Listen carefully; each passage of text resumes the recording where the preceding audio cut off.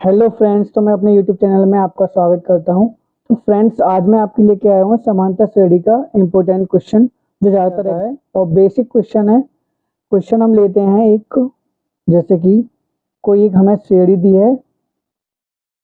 Example में ले लेते हैं 3x, 5x, 7x। ये कोई हमें एक सीरीज दी है जिसका हमें nवां पद ज्ञात करना है। nवां पद ज्ञात करना है। तो हमें पता है फ्रेंड्स, nवां पद ज्ञात करने के लिए हमें उसका एक nवां पद का फॉर्मूला होता है। तो nवां पद का जो फॉर्मूला है जिसे हम tn से डिनोट करते हैं, tn इक्वल टू होता है a plus n minus 1 into D. इस फॉर्मूले में दो तीन वैल्यू दी है हमारी a और n और d। हमें nवां पद ज्ञात कराया है जिसे हम tn बोलते हैं। तो हमें nवां पद ज्ञात करने के लिए इस फॉर्मूले में ये वैल्यू निकालनी पड़ेगी पहले इस सीरीज से, फिर इस फॉर्मूले में पुट करके हमें nवां पद ज्ञात करना है।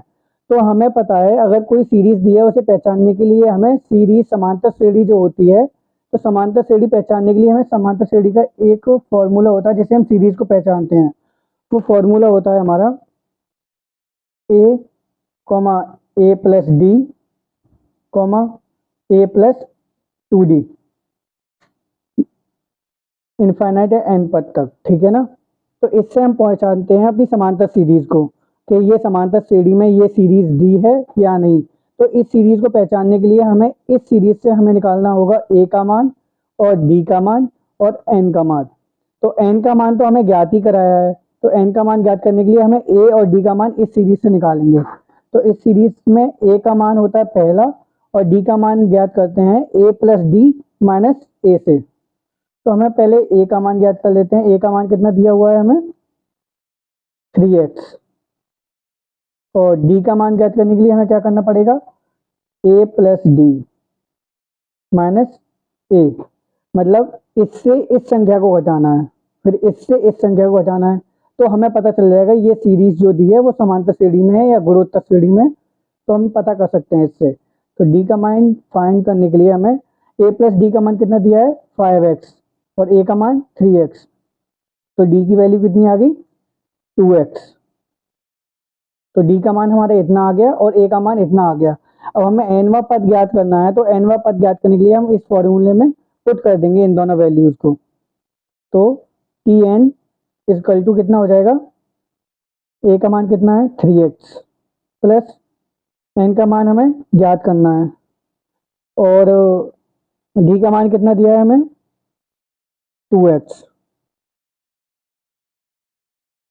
ये हो गया हमारा 3x प्लस 2 का अंदर मल्टीप्लाई कर दो 2nx माइनस 2x।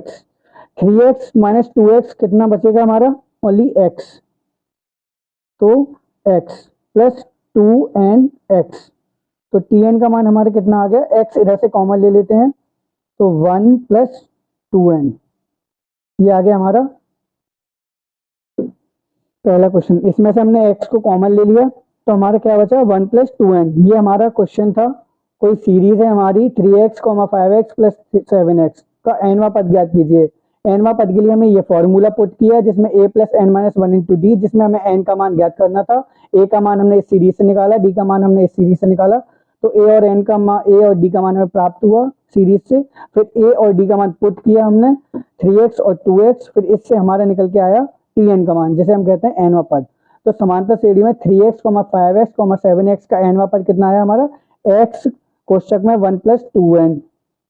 ये हो गया हमारा आंसर। अब हम दूसरा क्वेश्चन ले लेते हैं इस श्रेणी का।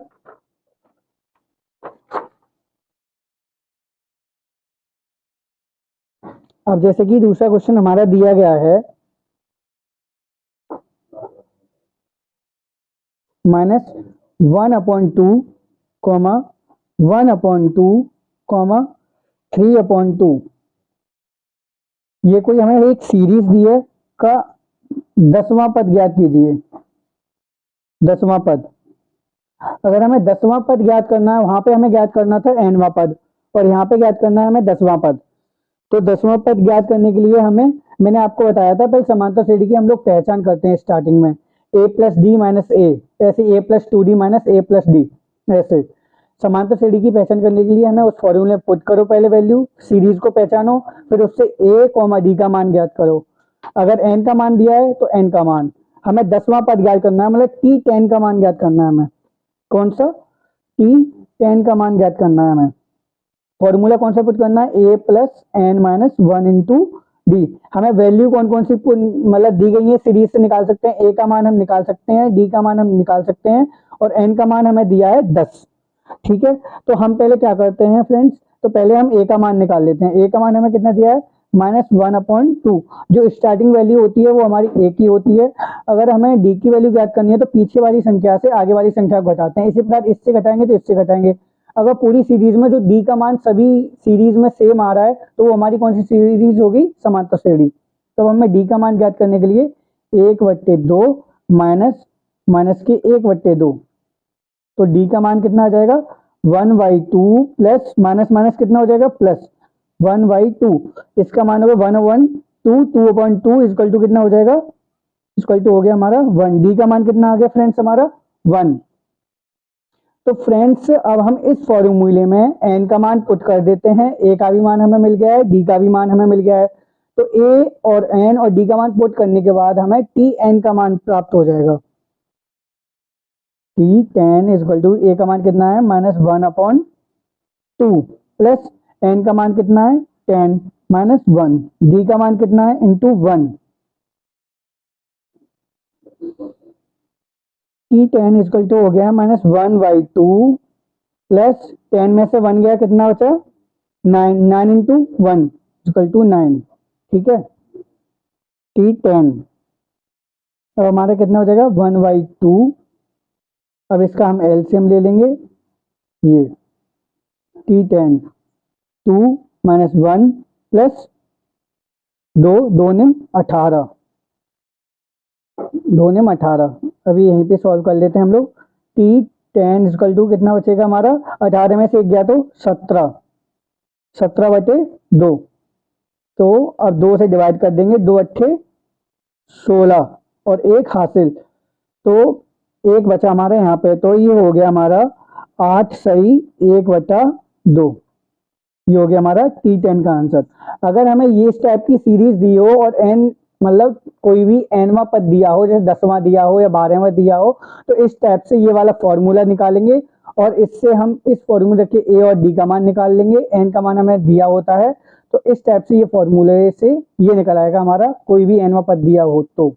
ठीक है फ्रेंड्स, अगर आपको मेरी वीडियो अच्छी लगी हो तो चैनल को शेयर करें और सब्सक्राइब करें और लाइक करें। Thank you friends.